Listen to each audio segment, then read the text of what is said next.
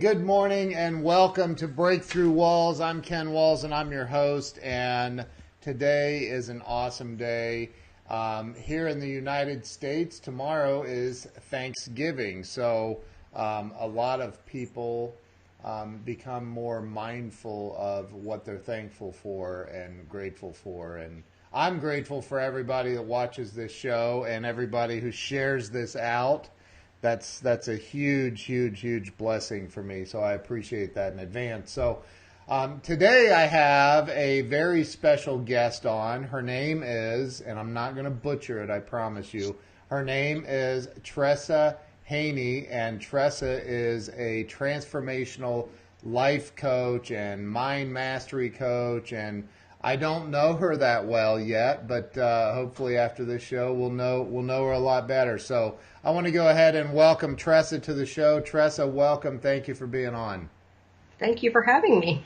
I'm very excited to have you. So, this, as I told you, and I think you know, excuse me, I created this show to help people get unstuck in life because I believe that people hit these barriers in life and they don't know how to bust through. They get stuck. So that's what this is all about. Well, that's good because that's what I help people do too. Love that. And that stems from being stuck in my own life. Right. So, I guess we teach what we have learned ourselves. So Amen.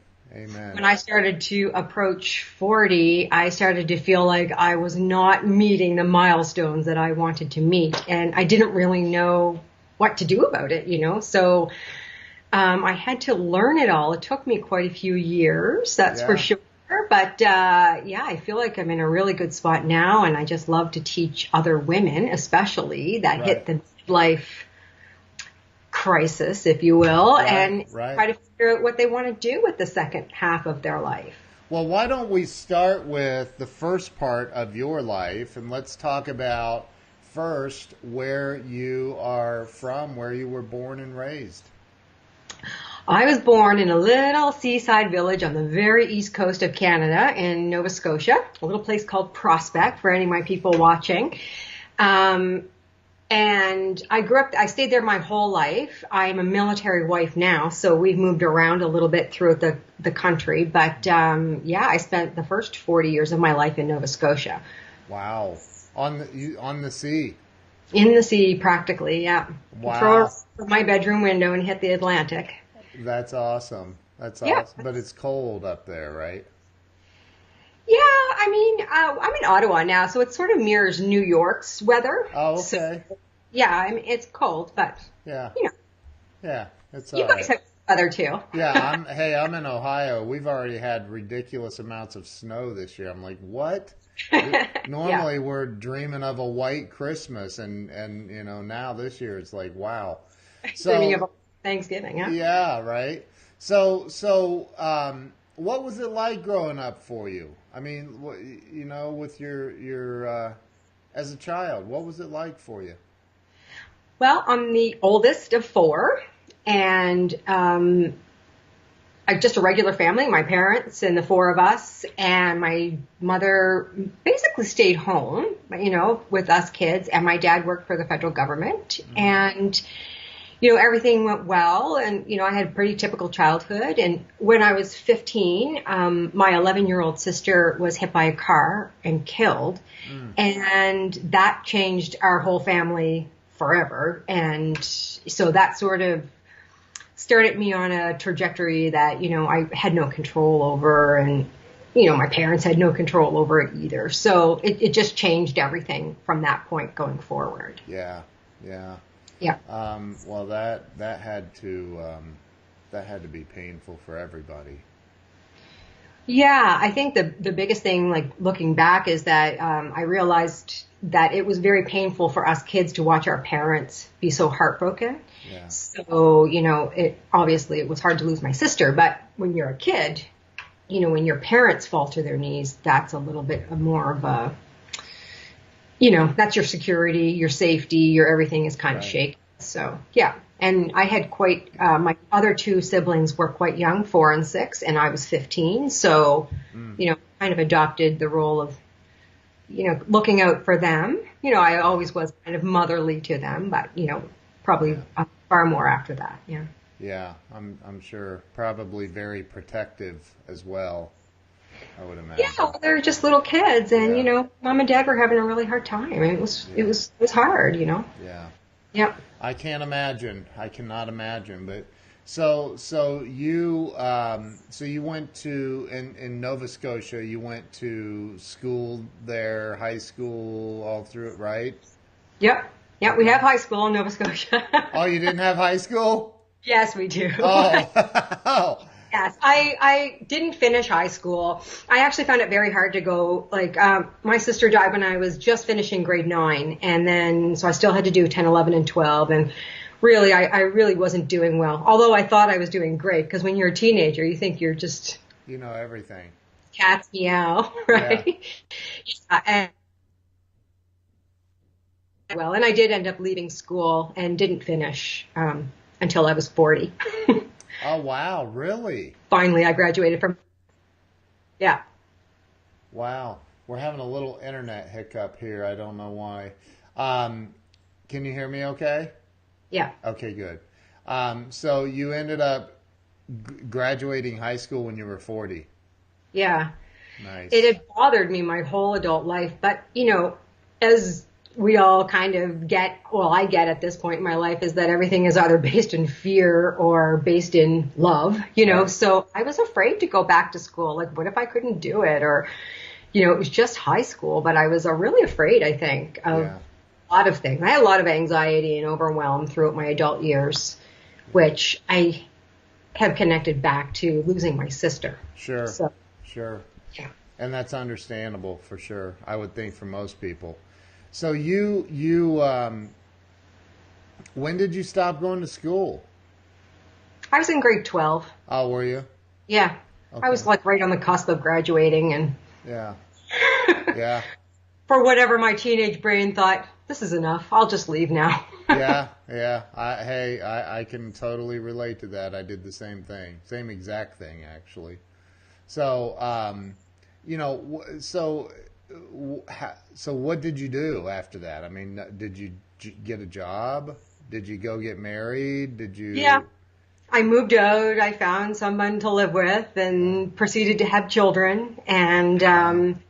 that relationship didn't work out. But, I think I was just looking, I was in survival mode. I didn't know it at the time, but I was just looking for some way to get out of the sadness and all of that kind of stuff. And, and I wasn't doing very well, I don't think, like, mentally and everything. And in grief, grief is weird. Yeah. You feel like you're doing okay some days, but you're really not. Right. And it comes and it goes, and it shows up in weird spaces and all that kind of thing. So,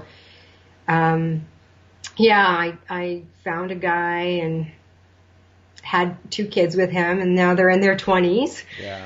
So, but that didn't work out. So around the end of my 20s, that sort of fell apart, and I found somebody new in my 30s and married him, and we're still married today, and we have a 3rd child. Oh, So, good. everybody's journey is their own journey. Right. That's right. Yeah. So, and how long were you in the first marriage? Probably 10 years. Okay. 10 years-ish. Yeah. Yeah, ish. Ish. So again, like it's not shocking that I can totally relate to that. I mean, I totally relate. So so you ended up getting a divorce. We were never married, but Oh, okay, okay. Well, you split I up. didn't need to do all that legal stuff, so that was good. Yeah, but you made the permanent separation, I guess. Yeah. Yeah. I mean, I always knew that he was not the man for me, Yeah. but I was struggling. And so I just made poor decisions. And one of the best decisions I made was not marrying him, because I knew in my heart of hearts, and we all know in our heart of hearts when we're doing the wrong thing, Right. we just are afraid to change it because Right, it's right. later, So I had to come to terms with that and move on. And that was a scary, scary time for me because I had 2 little kids. Yeah. And I was young. Yeah. Yeah. It's about So, 7. did you work? Or were you a stay-at-home mom? I was mostly a stay-at-home mom. I mean, back then, that's kind of what people were still doing. Not everybody, but there was a fair amount of women that were still staying home, and I didn't have an education, so I was, and I really didn't feel worthy for a lot of things, and I felt like the education people judged me about, and that was all in my own mind, of course. Right. That's how I felt. So I was afraid to go for jobs and afraid of not being able to do them or something like that. Or people would think that, oh, why are you applying for this job or that job? Right. Who are you to apply for that? You're not even done high school yet. And so Right. I had all these limiting beliefs like rolling in my head constantly at that, for sure. But yeah, then I got a job obviously after the split. Okay. And so that worked out. So you split. Well, we won't call it a divorce, since there was no marriage. But you split and you started working, and you ended up meeting who you're married to today, right? Yeah. Had another child, Yeah. and like at some point. I can see. I've been through not losing a sibling. Well, I did, but I wasn't even born yet. So, but I've seen that pain, right, in my family, my mother, and so I've been there. But I think that, with your. Was there what was going on in life? What were you feeling? I mean, sounds like you were feeling a lot of fear. Was there some anger in there anywhere? Was there what was going on in life? I was really resentful. I was mad at myself because I felt like I should be doing these things, and what was keeping me back? Like, and this is before internet, so I didn't have like access to information like we do now, So I was like reading books and watching Oprah like everybody else. And, but I was kind of mad at myself. I had this story in my head that, poor me, like my sister died, my family fell apart, and now I have these two little kids, and, no wonder I can't make any money because I'm so, blah, whatever the story is, it was just going on. But I was really resentful.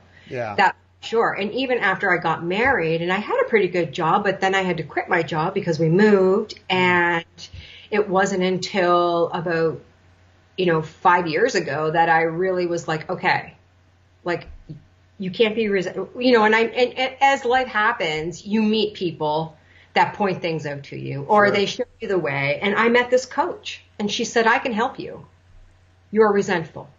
And I thought, excuse me? How dare you? Exactly. And she was right. And I was resentful. And I thought I was resentful as a military wife. But when I started to really do some deep digging in my own psyche and start repairing my own heart, I started to realize that the dots connected way back to my teenage years when my sister died. Right. And I read this quote that said, the skills you need to survive are not the skills you need to thrive. And when I read that, a light bulb went off. And I thought, I had learned all these things on how to just pure survival, and I'm still implementing them 25 years later. Yeah. And I don't need them anymore. And I'm not thriving.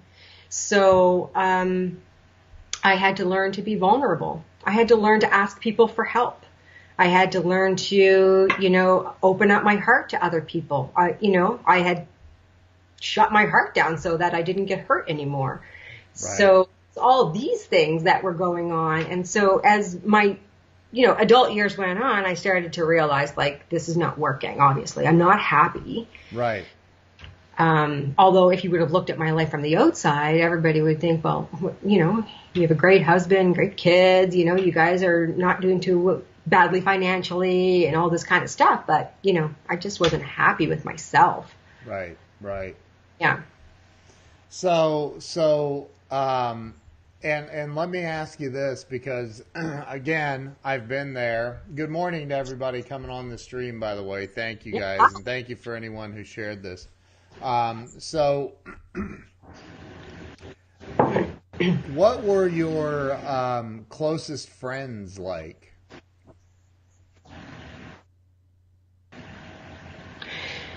Um, a lot of my, I think, were kind of needy. I gravitated toward people that needed help because Yeah, I related to that. yeah, I related to people in chaos. So I thrived in chaos yeah, myself. yeah. Um, so there was that.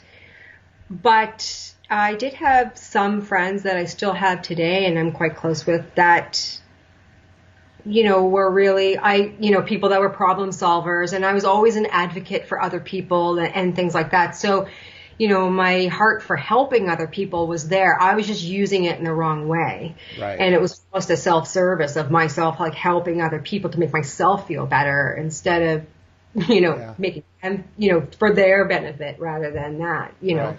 So yeah, a lot of my friends were kind of chaotic, and we moved a lot. So to be honest, like I met a lot of different people all the time. Right. And there's a lot of people, especially military wives, that struggle because it's the same reason. You're moving, you lose your network, you lose your family, you lose your friends and your job, so you have to start all over again. So, Right. Right. sometimes. My my thinking is, because I'm a huge believer in our energy that we're putting out attracts Mhm, similar energy, right? So, absolutely. my curiosity was, did you attract a lot of people into your life that were in a similar mindset energetically? Hmm. Absolutely. Absolutely. Yeah. So people that, like again, were like always like everything was, like in victim mode. And that's what I was in, victim mode. Right. So I absolutely attracted those people. And I'm a huge believer and practice the law of attraction so much now. Yeah.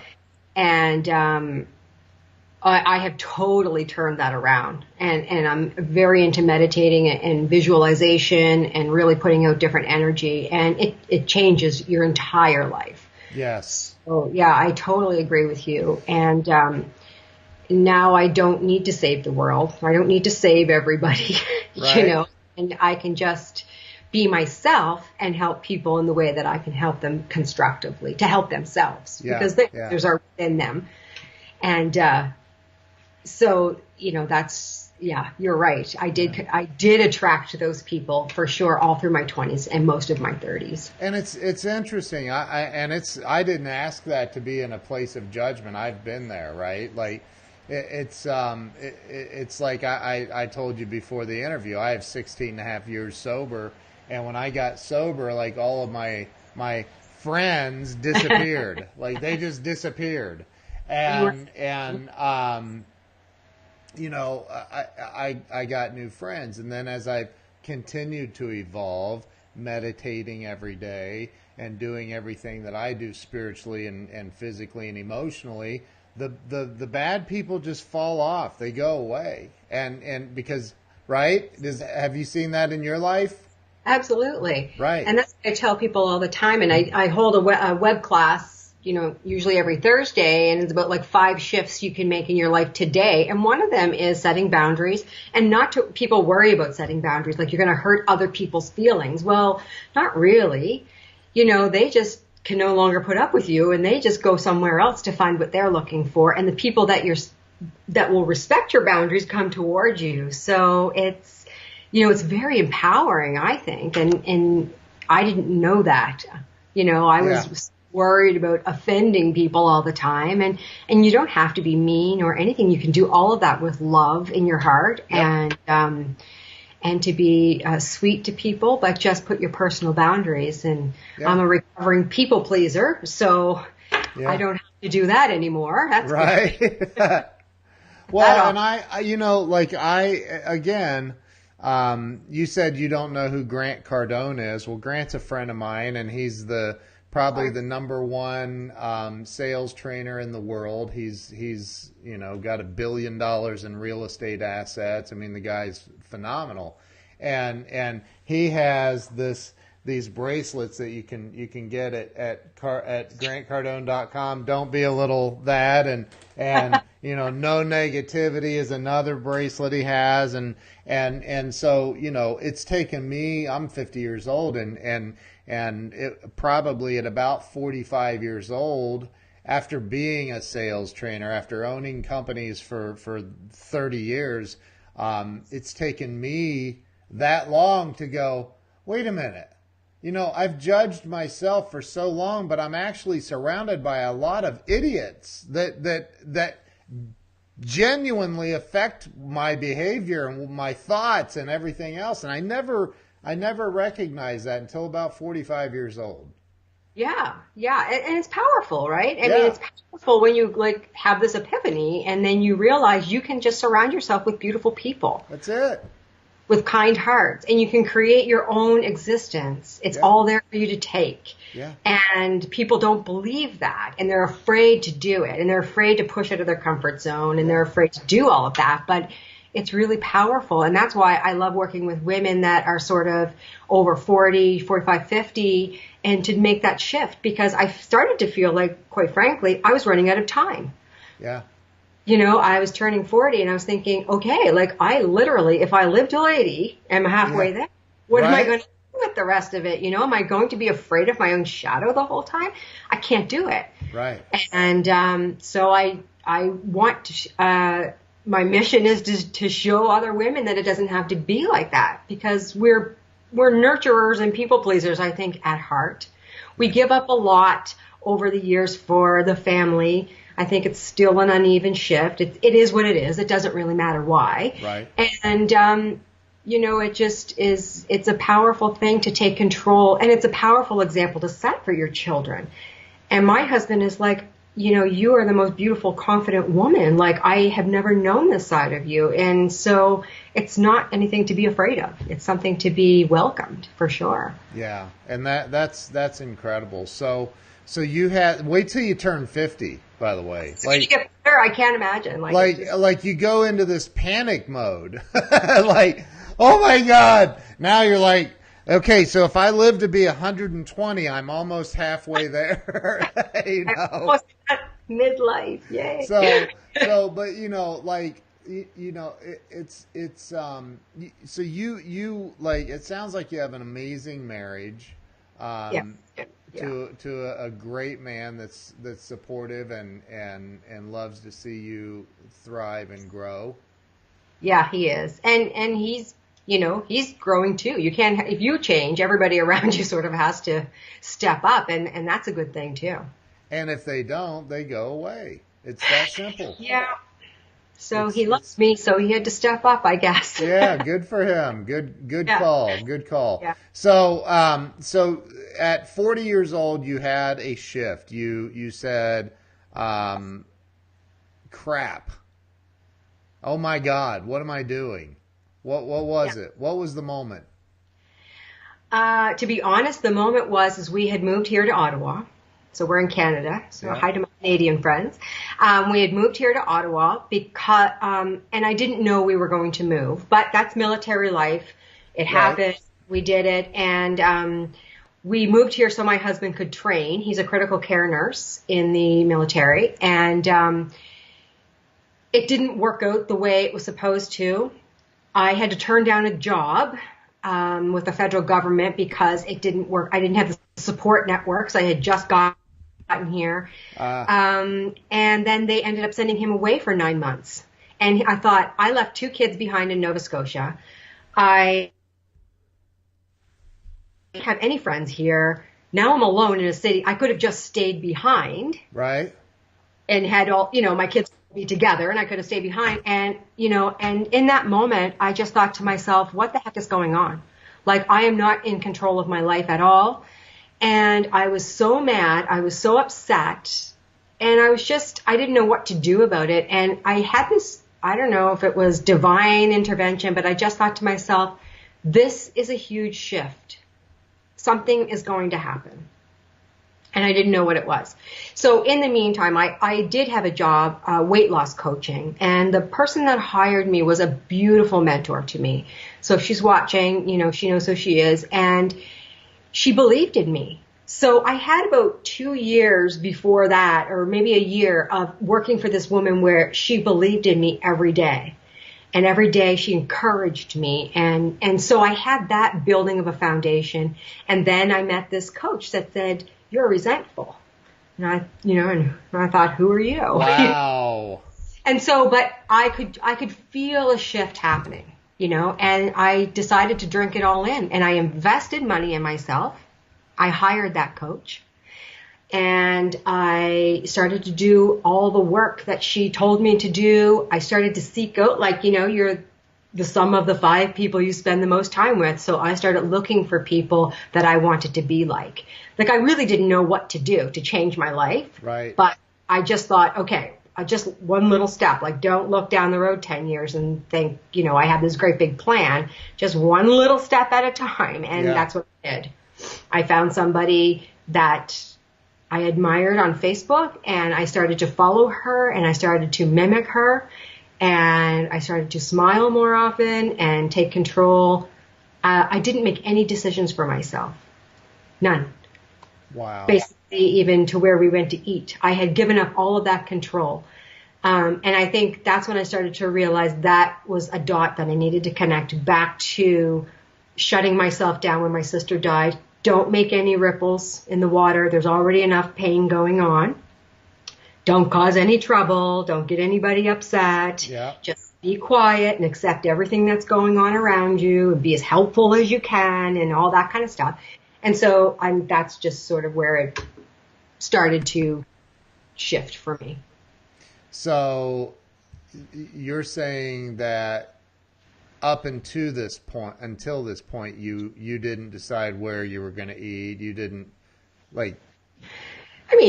sometimes I'm like, no, I don't want to eat there. It wasn't like I had no control and my husband was totally dominant over my life, but right. I myself had just given up that kind of stuff. Like, I told myself, I don't care.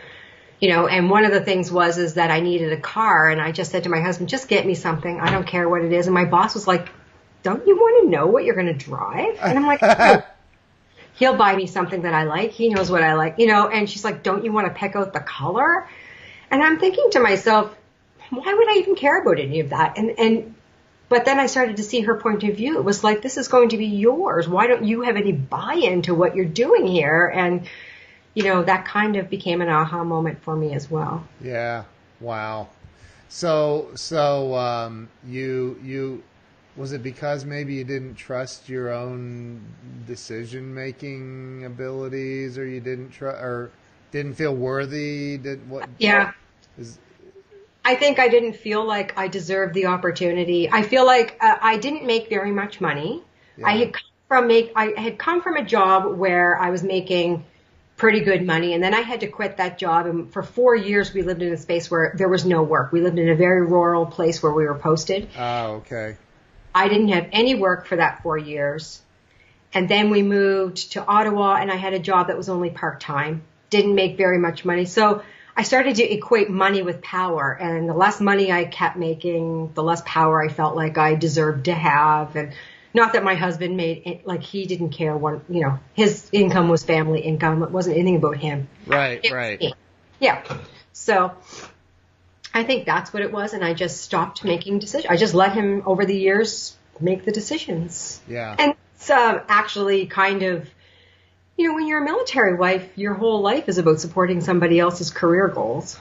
Right, right. So there's probably a lot of military wives, if you're watching out there and you feel the same way, maybe they can relate to that, because you don't have control where you live and when you're moving and just different things, when you get to see your family again, or those sorts of things. Right, right.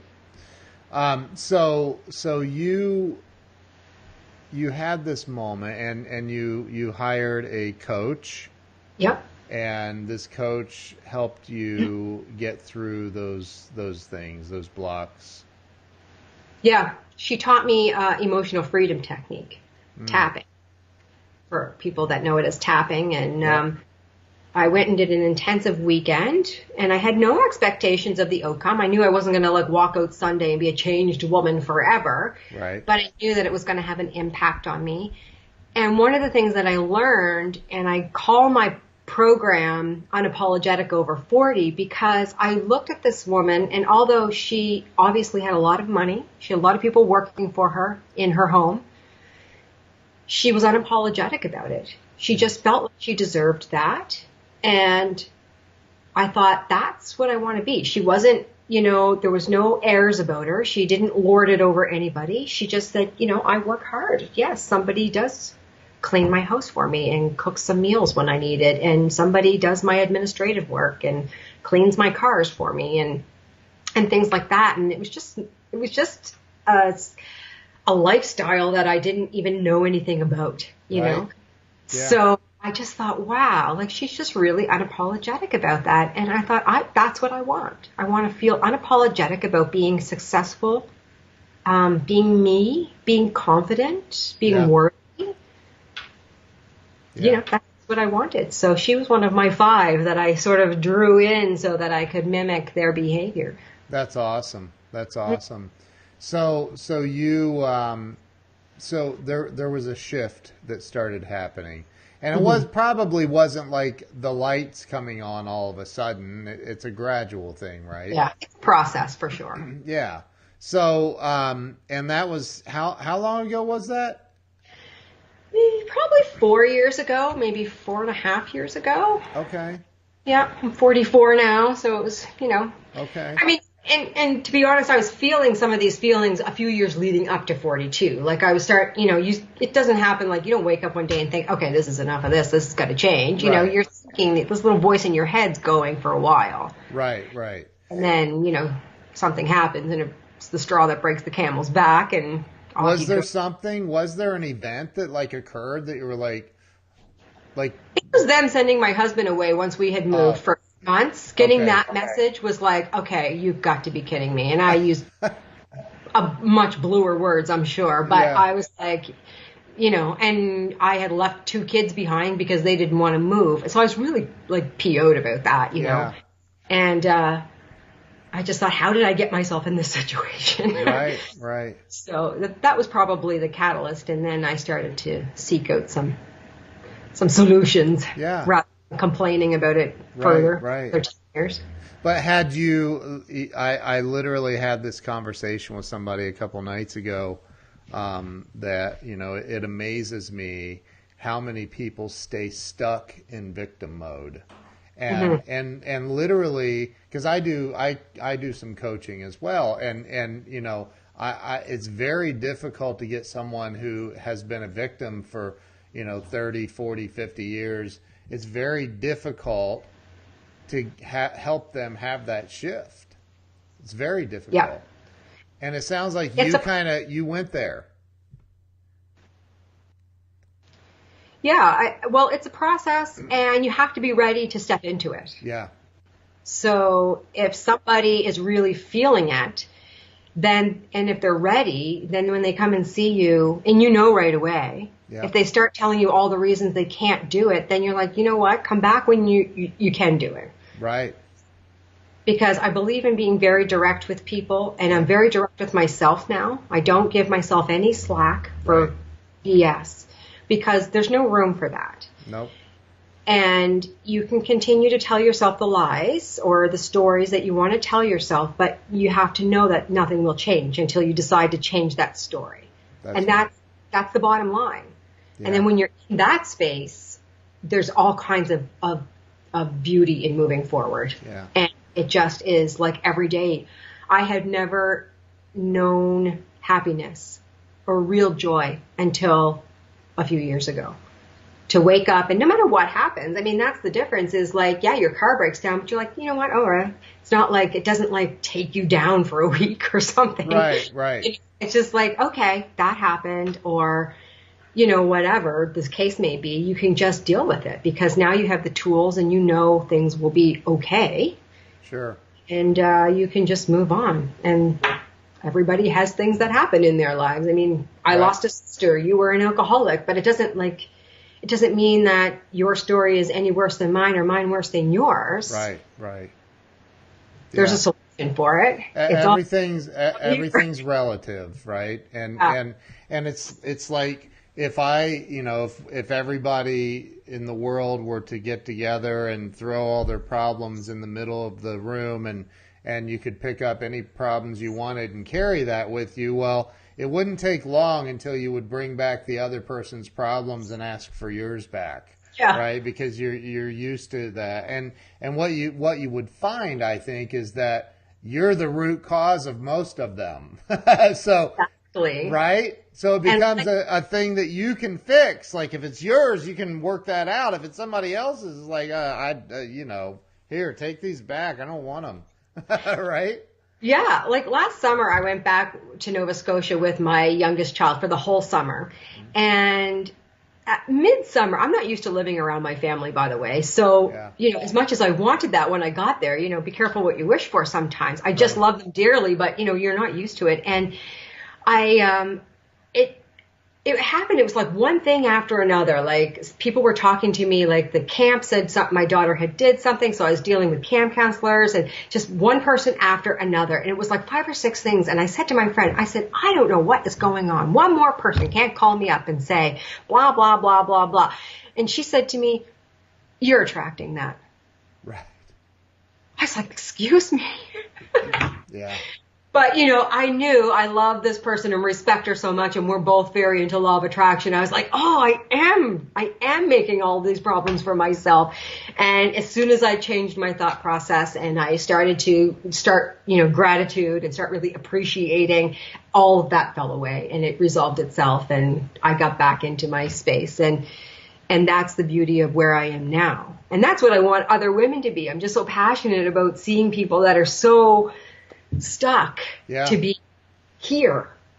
Like be here where it takes just like that. Somebody can say something to you and you can pull yourself out of it. Instantly. Yeah. So let me ask you this, of all the people that you work with and the people that you've met over the years, in your opinion, what do you think it is? What's the number one thing in your opinion that, and I'm asking you for your opinion, not somebody else's. You have to make the decision here. But in your opinion, what is the number one thing that keeps people stuck in life? Fear. It's fear. That's the most popular answer to that question, by the way. Because it's the right answer. Yeah. People stay in jobs because they're afraid they can't get another job or they won't make more money or something like that. People are afraid to say no to other people. People are afraid to be uncomfortable and push themselves out of their own comfort zone. And, and to make themselves vulnerable, right? Like we're afraid to be vulnerable to other people. Right. And, once you sort of say to yourself, like, I'm okay. And so I try to live by the BRAVE acronym, which is to be bold, take risks, be authentic, vulnerable, and empathetic. And so I use that as a checkpoint for myself. And if I'm not taking risks, if I'm not feeling uncomfortable or everything feels hunky-dory for a while, I'm like, okay, you need to do something about that because you're not growing.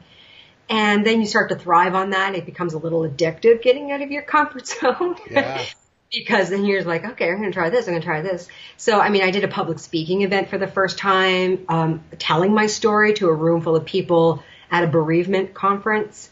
So I was like, I was afraid to make them feel bad. But then I was thinking, well, what if I helped one person there? Right. If I helped one parent that has lost a child and is parenting other children through this, or something like that. And once I turned it around, I realized it wasn't so scary and it was a beautiful experience. Yeah. And I spoke in front of 100 people, which many people probably in your caliber is not much, but for me it was a lot. And I wasn't even nervous. And they kept saying to me, are you sure you're not nervous? And all I could think of was how can I help? So when we think about that in terms of society, how can we help each other? Then there's no real fear to have because that's all the connections are about. And that's the good thing. So love it. I absolutely love it. It was great. So if you if you had a person, and I ask this exact question to everybody on the show, during my years of being a raging alcoholic and a maniac, I think that, and I've heard this stated in the recovery movement that, alcoholics are egomaniacs with an inferiority complex. And I certainly, fit that bill for sure. But, so I've experienced car repossessions. I've experienced the electric being shut off for not paying the bill because drinking was more important. I've experienced all kinds of those things, right? And so I had a car repossessed in front of all my employees once. Like, you want to talk about a humiliating moment in life. But, so if somebody called you up and they said, look, I'm stuck. My electric's being shut off tomorrow. My car was repossessed by the bank last week, and life's falling apart, and I can't figure out what to do. What's the very first thing that you would say to that person to help them get unstuck in that moment? Because you and I know, right? It's right there, and most people do, but they have a very difficult time making that shift. So what are you going to say to that person in that moment to help them? Well, I think I would listen to them first, because everybody wants to be listened to, but then you have to speak to, because I've, been in a situation where I've had 2 kids and behind on my mortgage, like I'm afraid to pick up the phone because like, geez, what are they going to do? And I thought if somebody would just give me $5,000, I'd be like golden, Yeah. But, you can't. People can't bail you out every time. You have to figure it out for yourself. So I think I would first of all listen. And then if I need to help somebody, I take it, because sometimes just a little bit of financial help in a moment, even for somebody on the street or something like that, it is what they need right then and there. Yeah. But then I would insist that, that they stay with me and not stay with me physically, but like that we stay connected and that I can help them, build a plan to get through the next 6 months or the next year. Because if you don't have a plan and you don't have anybody that just has your back and encourages you and says, let's do this, because sometimes when you're in the thick of all of that, you can't see the solution. You are so overwhelmed with all these negative feelings. You're so low on the emotional scale that you can't see your way out of it. And somebody just changes the perspective for you and helps you, little by little figure out little tiny steps to take, because the big steps are also overwhelming. Yeah. And they can help you. So maybe the situation would call for me helping them a little bit financially and then really sitting down and helping them with a plan. And then you have to know, if you're going to help somebody financially, the chances of them saying thank you and never talking to you again is also there. Right. Yeah. You have to do it with like graciousness in your own heart too. Yeah. But helping people have a plan to move forward and to move upward is really important. Right. And I was really lucky all through my adult life that my mom is really good at that. And I used to feel so badly for people that had nobody. They just had nobody that could ever help them, even not financially, but like, mentally. And, my mom was there a lot of times to just put things into perspective and help me out and break down a problem and really talk to a coach like I do now. Yeah. It's just really, really important. And even if people aren't in a financial pickle, they really appreciate it to have somebody to help them figure it out. Amen. Yeah. Amen. I agree with that. So what's coming up for you? What's any big stuff happening in your life? Big stuff. Right now I run a program. It's an 8-week mastermind for women over 40. It's called Unapologetic Over 40. Yeah. I do run It's called Unapologetic Over 45 Shifts You Can Implement Today. It's for women over 40 that want to take my masterclass. That's free. Yeah. Wow. So I have that, and I'm just doing my 8-week mastermind right now.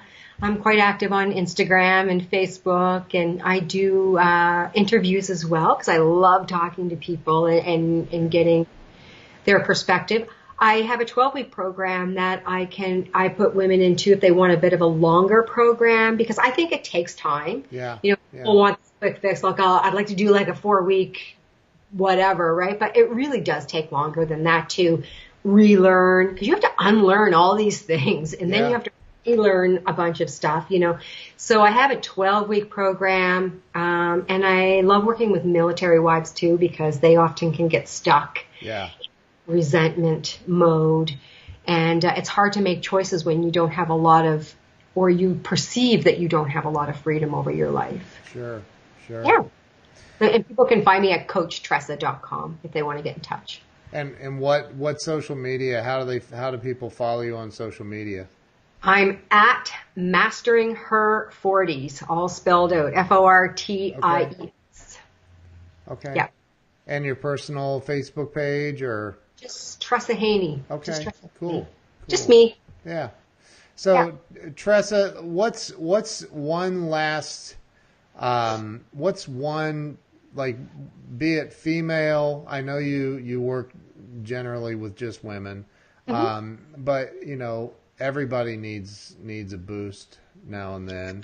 And client too. I just but I just resonate with them. Yeah.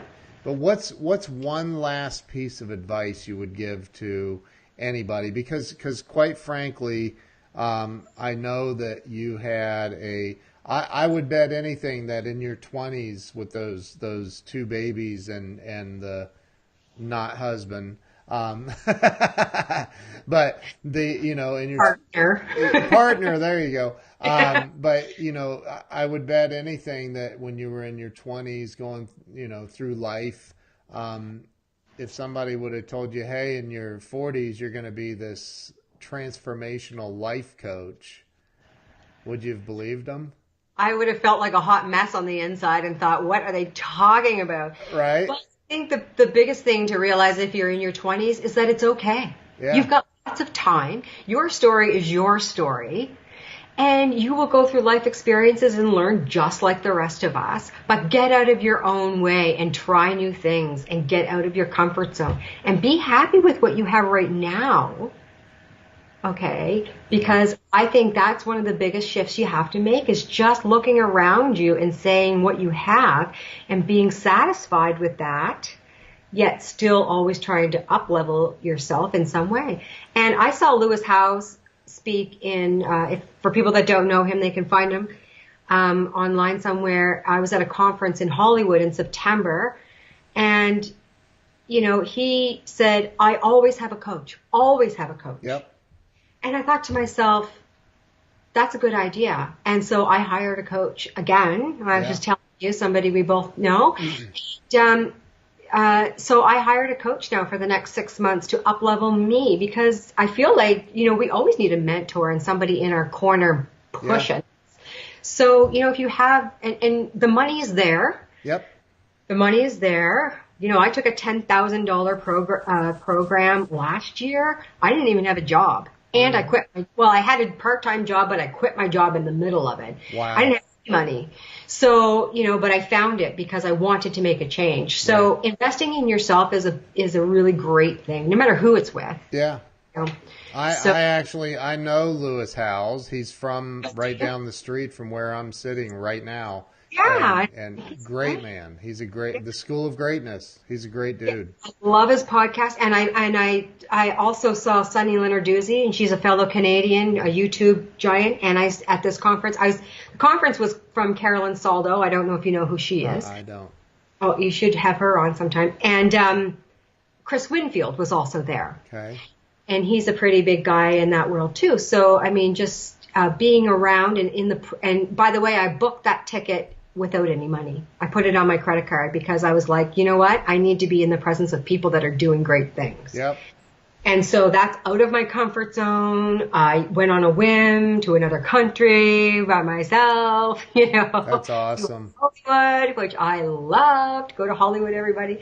Yeah. So, I mean, it was great. So, and I had a fantastic time. And so talk about pushing yourself out of your comfort zone and being in the presence of people that are unapologetic for just being great. Yeah, that's awesome. That's Yeah. awesome.